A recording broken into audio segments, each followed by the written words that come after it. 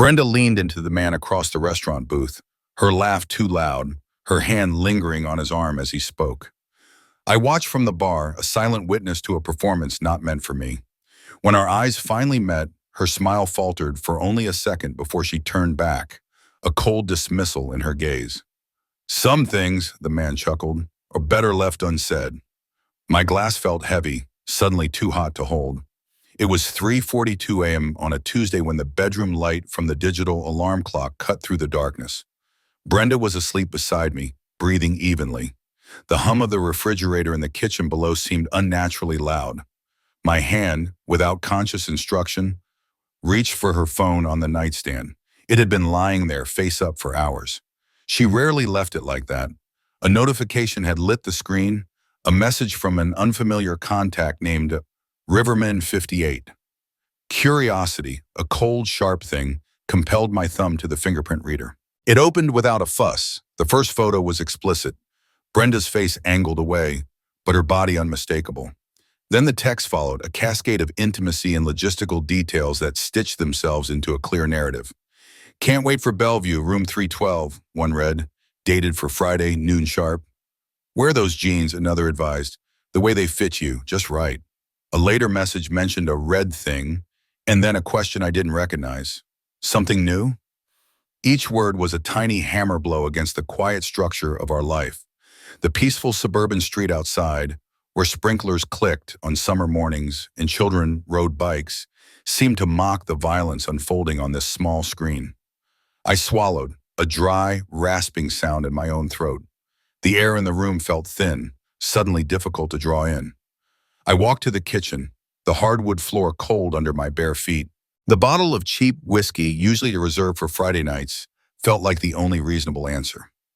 I poured 3 fingers into a tumbler, the amber liquid glinting under the dim counterlight, and drank it in one burning gulp. The heat spread through my chest, a temporary distraction from the internal tremor. It was not enough. A chilling premonition settled over me. A certainty that this initial discovery, brutal as it was only the first layer. There would be more. There always was. Brenda had been different lately. Not a sudden shift, but a subtle leaning into something new. In bed, she'd initiated positions we hadn't explored in years, or ever. Her hands had traced patterns on my back, bolder, more confident than before. I'd attributed it to a renewed spark, a comfortable couple finding new ways to connect. When I'd asked her once, a few weeks ago, where she'd picked up the idea for a particular move, she'd smiled, a small, knowing curve of her lips. Just an article in a magazine, she'd said, and the lightness of her voice had made me believe it. Now, that memory was a phantom limb, an ache where truth used to be. The next morning, the sun was already high when I came downstairs. Brenda was in the kitchen, humming softly, a faint scent of fresh makeup in the air. Her hair was still damp from the shower, but styled. She turned, a bright, almost artificial smile on her face. Her hand instinctively slipped her phone into the back pocket of her jeans. "Morning, sleepyhead," she said, pulling out a skillet. "Pancakes?" The casualness felt like a carefully constructed wall. A week later, the subtle shifts continued. I reached for her phone to check the weather, a habit we shared. The screen flashed, asking for a password. My usual attempt failed. "Your password changed?" I asked, trying to keep my voice even. She looked up from her magazine, eyes calm. "Oh yeah," she said. "Security update forced it. Haven't had a chance to tell you." The explanation was too quick, too smooth. I nodded, a cold knot tightening in my stomach. Then came the night I woke at 2 a.m. The bed beside me was empty, the sheets cool. I lay there for a minute, listening to the quiet house. A sliver of light showed under the door of the home office down the hall. I got up, walked quietly, and peered in. Brenda was sitting at the desk, hunched over the laptop. The screen glowed blue on her face. As I pushed the door open, she snapped the laptop shut with a swift, almost panicked motion. "Frank," she said, her voice a little too high. "Couldn't sleep, just checking work emails." She sounded breathless. "Everything all right?" I asked. "Fine," she said, already reaching to plug in the charger.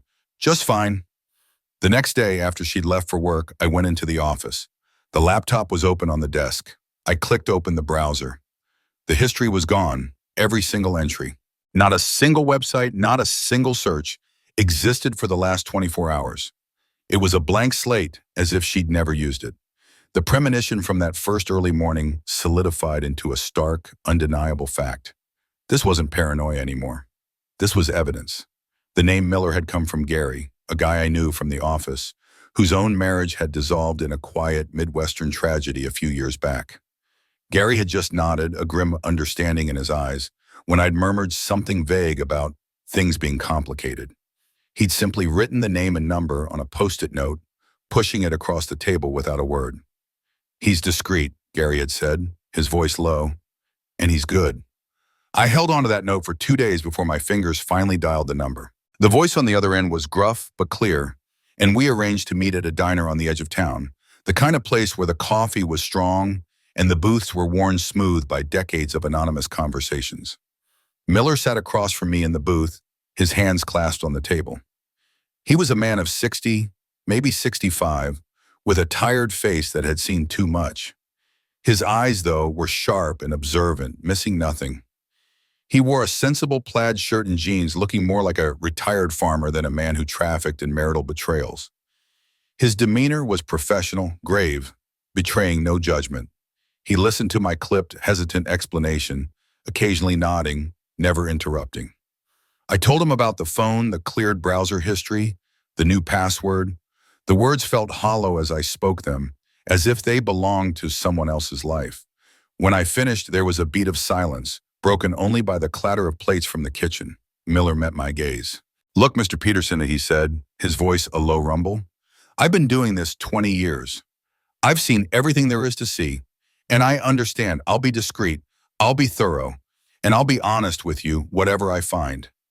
He paused, letting the words hang in the air, a promise and a warning rolled into one. I nodded, a small, involuntary motion. "Good," I managed to say. "Just find out what's real."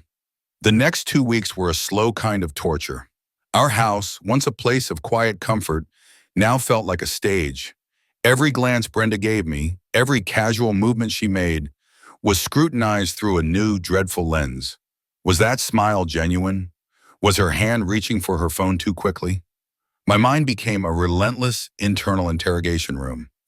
The weight of my unspoken fears pressed down on me, a constant, heavy blanket that smothered any chance of normal thought or action. I walked through my days feeling hollowed out, performing the routine motions of work and home life with a meticulous, unsettling precision. The lies Brenda might be telling, the secrets she meticulously kept, consumed my thoughts.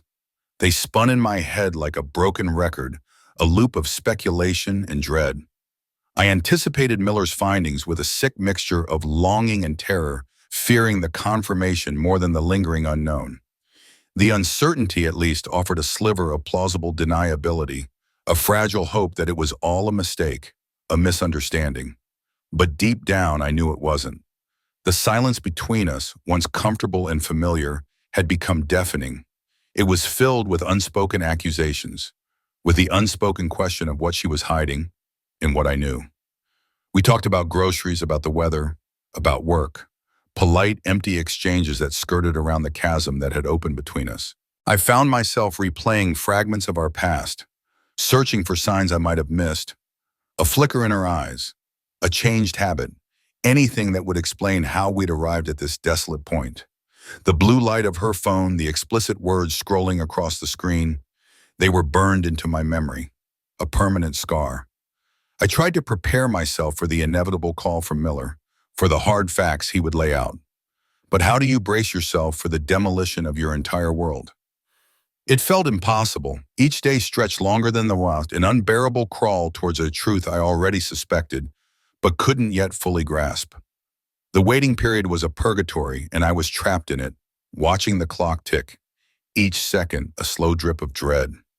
The call from Miller came exactly 2 weeks later, just as he'd promised. His voice was as flat and professional as ever. "I've got what you asked for, Mr. Peterson," he said. "Can you come by the office this afternoon?" The words were a simple statement, yet they carried the weight of a death sentence. My hands felt cold as I hung up the phone. The drive to Miller's small, unadorned office felt like an eternity. He handed me a thick manila envelope, heavier than I expected. Inside, a meticulously detailed report lay alongside a stack of glossy photographs. The report confirmed my worst fears, then went beyond them, twisting the knife. Brenda wasn't just having an affair with Riverman 58. There were others, several others, all arranged through an app called Rendezvous, the report stated, laying out dates, times, and locations with the cold precision of a medical diagnosis. My vision blurred for a moment, then snapped back into focus. The photographs were the true gut punch.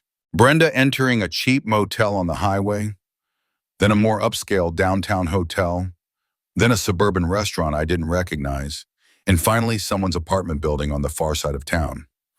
In each one, she was dressed in clothes I'd never seen. A sleek black dress, a tailored pantsuit, a floral skirt and blouse that seemed entirely alien to her usual comfortable attire. She was a different woman in these pictures, confident, almost radiant. But the most agonizing detail, the one that made my breath catch in my throat, was her smile. In every single photograph, she was smiling. That same wide, unguarded smile I had always thought was only for me. I drove home slowly, the envelope on the passenger seat like a ticking bomb. Once inside the quiet house, I spread the photographs across our dining room table, a mosaic of betrayal. They lay there like playing cards in a losing hand, each image a stark testament to a life I hadn't known she was living. The pristine white tablecloth, usually reserved for holidays, now served as a canvas for the destruction of our marriage. I sat there, the calm rage building within me, a slow burn that promised to consume everything. I waited for her to come home that evening. The house, once a sanctuary of shared memories, now felt like a mausoleum, echoing our shattered past. Every ticking clock, every creak of the floorboards, seemed to mock the silence that had fallen. My mind raced, imagining the confrontation, the words I would unleash. But each imagined sentence felt inadequate, too small to encompass the enormity of her deceit, the depth of my pain. What do you say to someone who has systematically dismantled 26 years of shared life? My stomach churned with a nauseating mix of grief and anger, a profound sense of loss that went deeper than I thought possible. Miller's detached voice still echoed in my mind, recounting the clinical details of her betrayals, the specific addresses, the timestamps. Each photo, each undeniable fact, felt like a nail being hammered into the coffin of our marriage. How could I have been so blind, so utterly trusting, for so long? 26 years, a lifetime. The foundation we had built, brick by carefully laid brick, now lay in ruins, documented by a stranger's camera, presented as incontrovertible proof. The sheer audacity, the cold calculation of it all, left me reeling. The garage door rumbled open, then shut. Footsteps sounded on the utility room tile, heading for the kitchen. Brenda walked into the dining room, her car keys still jingling in her hand. She took 2 steps, then froze. Her eyes, still adjusting from the evening light, registered the photographs spread across the polished mahogany table. The color drained from her face, leaving it a stark white. Her gaze darted, frantic, from the damning evidence to me, then back to the pictures. The casual smile she'd worn minutes before had vanished. My voice, when it came, was unnervingly calm, a flat monotone that surprised even me. "What the hell is this, Brenda?" She swallowed, a visible lump in her throat. Her lips moved, forming a silent word before she managed to stammer, "Frank, don't." I cut her off. "Don't what? Don't see what's right in front of me? Don't connect the tumult. Now that I know where you learned all those new moves in bed, was it the guy with the tribal tattoos?" I snatched up a photo, thrusting it towards her. "Or this one?" I grabbed another, the one with the Porsche who's young enough to be your son. Her shock quickly shifted, twisting into something resembling indignation. "You had me followed?" she hissed, her voice low, almost disbelieving. I laughed then, a harsh, brittle sound that felt foreign to my own ears. It was not a laugh of humor, but of pure, bitter derision. "Privacy?" I scoffed, letting the word hang in the air, heavy with contempt. "You forfeited any right to privacy when you started screwing half the city, Brenda." Tears welled in her eyes, blurring the edges of her anger. "It's not like that," she whispered, her voice cracking. a desperate attempt to deny the undeniable. She reached a hand out as if to touch one of the photos, then pulled it back. Then enlighten me, Brenda, I demanded, my voice still dangerously level. What exactly is it like? Because to me, it looks like 26 years, a home, a shared life. None of it was worth a damn to you. Not worth a conversation. Not worth a word before you went looking for other men. She sank into the nearest dining chair, the expensive wood groaning softly under her weight. Her eyes were fixed on the evidence, the glossy prints reflecting the overhead light. I was suffocating, Frank, she said, her voice barely audible. I felt invisible, like I didn't exist. So you downloaded a hookup app? I retorted, the calm beginning to fray at the edges. That's your answer to feeling invisible? Not talking to your husband, not trying to fix what was broken, but going out and laying with strangers? Her head snapped up, her eyes flashing with a sudden, sharp anger, fueled by her own guilt. For years, Frank, for years I tried to talk to you, she said, her voice rising now, losing its whisper. I tried to tell you how I felt. You never listened. You dismissed my feelings. Everything was always about your work, your problems, your quiet life. I needed to feel something. A needle of guilt pricked at me, a brief, unwelcome sensation. Had I truly been so oblivious? So wrapped up in my own world? I pushed it away, refusing to let it take root. Not now, not with these pictures mocking me from the table. I swept my hand over the array of betrayals. That, I said, my voice cold and hard, doesn't justify this. Brenda stared at the photographs, her anger deflating, leaving her hollowed out. No, she said, her voice thin, it doesn't. But I didn't know what else to do, Frank. I was desperate for something different. My response was cold, a biting edge to each word. Well, congratulations, Brenda. You've got something different now, divorce papers. The word divorce hung in the air, heavy and sharp, slicing through the strained atmosphere of the room. Her head snapped up, her eyes weighed with a fresh wave of tears. Don't say that, she whispered, a desperate plea. Don't say that, I echoed, my voice flat. What did you think was going to happen? You thought I wouldn't find out? I was always going to find out, Brenda. Always. She pushed herself up from the chair, suddenly looking years older, utterly exhausted. She didn't look at me, her gaze fixed somewhere beyond my shoulder. Frank, please, she said, her voice barely a breath. Just get out. I can't even look at you right now. A surge of anger, cold and sharp, pushed through me. Despite her plea, despite the raw pain in her voice, I couldn't resist one last barb. Get out? I asked, a bitter laugh escaping me. Where am I supposed to go? Maybe one of your boyfriends has a spare room? The words were out before I could stop them. I instantly regretted the cruelty, the childishness of it, but my pride, a stubborn, wounded animal, kept me from taking them back. She didn't respond. She just walked over to the entry table, gathered her purse and car keys, her movements slow, deliberate. She paused at the door frame, her back to me. I never meant to hurt you, Frank, she said, her voice so soft it was almost lost in the sudden quiet of the house.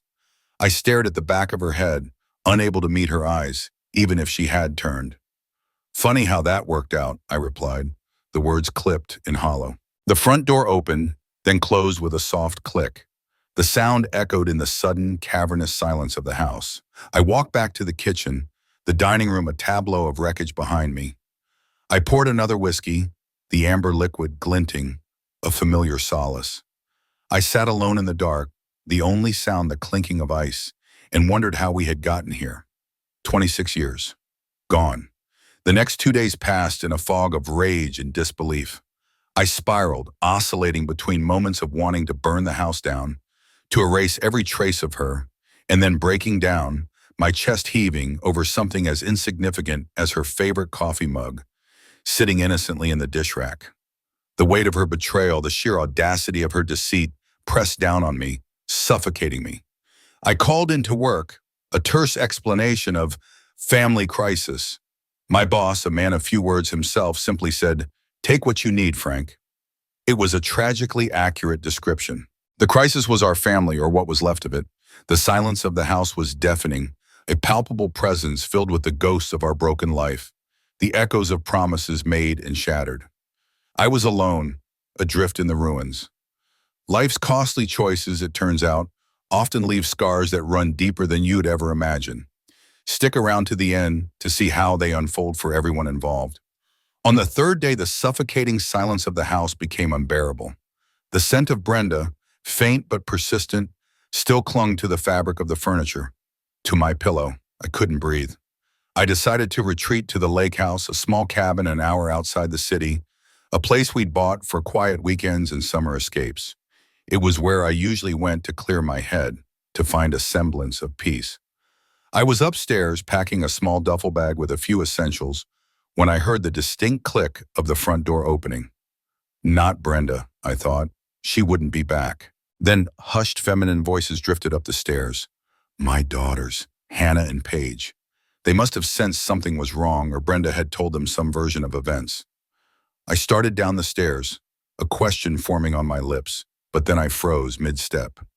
Fragments of their conversation, low and strained, reached me. Can't believe she actually did it. Hannah's voice, tight with distress, carried clearly. When we suggested the open marriage thing, I thought she'd talk to Dad first. My blood turned to ice. Open marriage? They suggested it.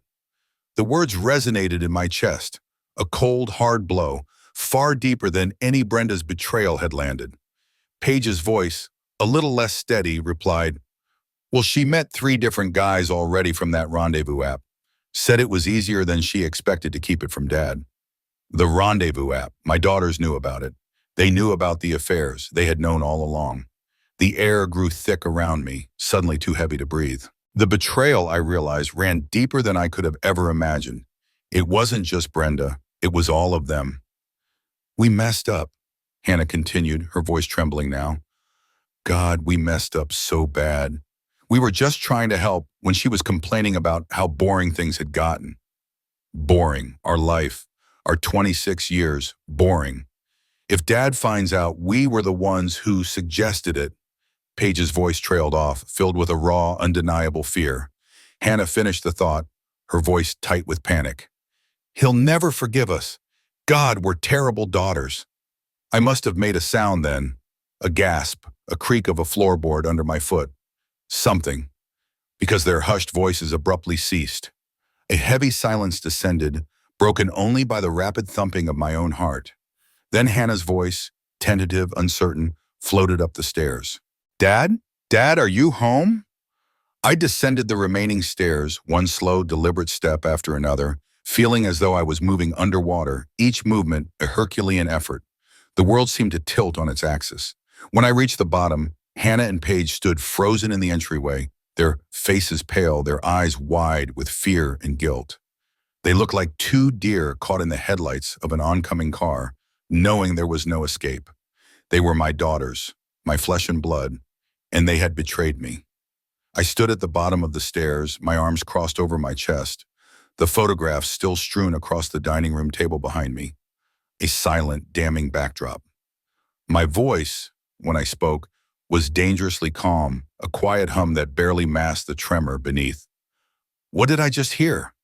Hannah and Paige exchanged panicked glances, their faces mirroring each other's terror. Hannah, ever the more composed, stepped forward a half pace. Dad, we can explain. Please do, I said, the words cutting through the air, sharp and unwavering. Explain to me how my daughters were discussing their mother's open marriage without my knowledge. Paige burst into tears then, the carefully held composure finally shattering. We didn't mean for this to happen, she sobbed, burying her face in her hands. We were just trying to help, Dad. Hannah insisted, her voice strained. Mom was so unhappy. She kept saying she felt trapped, invisible. I interrupted, my voice rising, disbelief warring with the cold, hard facts. So, you told her to sleep with other men? Is that your solution to someone feeling trapped? They both shook their heads vehemently. No, Dad, of course not, Hannah cried. We just mentioned that some couples have open arrangements. You know, if both people agree to it, we thought if you both agreed to it, maybe you could both be happier. I let out a harsh, bitter laugh, a sound that held no humor, only pain and disbelief. Happier? I repeated. And did Brenda ever at any point ask me if I agreed to it? Hannah's shoulders slumped, her gaze fixed on the floor. No, she whispered, a miserable confession. Well, I said, my voice hardening, your brilliant advice backfired spectacularly, didn't it? Because instead of open communication, you got secret affairs. Instead of happiness, you got this. I gestured vaguely toward the table, towards the wreckage of our life. Congratulations, girls. You've successfully helped destroy your parents' marriage. Paige sobbed harder, her whole body shaking. Dad, please, she pleaded. We're so sorry. A searing migraine began to build behind my eyes, a dull throb that promised to erupt into blinding pain. I cut her off, my patience gone. I can't do this right now. I need you both to leave. Hannah tried again, her voice cracking. Dad, now, I interjected firmly, my voice leaving no room for argument. I can't even look at either of you right now. They stood there for another moment, two figures of utter defeat, then turned. Their shoulders were hunched, their faces streaked with tears as they walked out the front door. The click of the lock sounded impossibly loud in the silence that followed. I sank onto the bottom step of the stairs, putting my head in my hands. The weight of it all, Brenda's betrayal, my daughter's complicity, pressed down on me until I felt flattened, hollowed out. I wondered if anything in my life wasn't a betrayal, a carefully constructed lie that was now unraveling. The lake house became my refuge, a small wooden shell against the vast emptiness of my world. I walked the shoreline every day, the wind whipping off the water, cold and cleansing. I ignored every call, every text from Brenda, every tearful voicemail from my daughters. The silence was a balm, a necessary quiet. One night, after too much bourbon, the bottom of the bottle gleaming under the dim light of the cabin, I found myself dialing Miller's number again. His voice, when he answered, was still flat, professional. I need to know everything, I told him, my voice raspy. Not just the meetings, the texts. I need to know everything. The investigation, I knew, had just begun. The lake house became a silent sanctuary, a place where the wind off the water was the only voice I permitted. I walked the shoreline for hours each day, the biting cold a welcome sensation against my skin, a physical reminder of the deeper chill inside. My phone remained silent, ignored. Brenda's calls, initially desperate, grew angry, then finally resigned. My daughters, Hannah and Paige, sent lengthy texts filled with apologies and explanations, but I couldn't bring myself to read them, much less respond.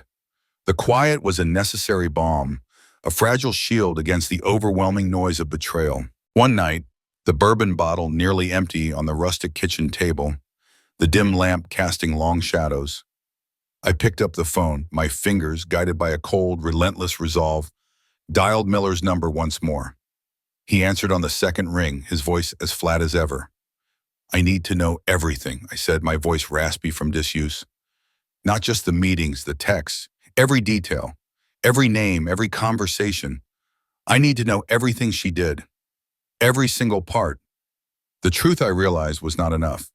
I wanted the complete, unvarnished story of her deceit, no matter how much it hurt, no matter what it cost. I needed to understand the full scope of the wreckage.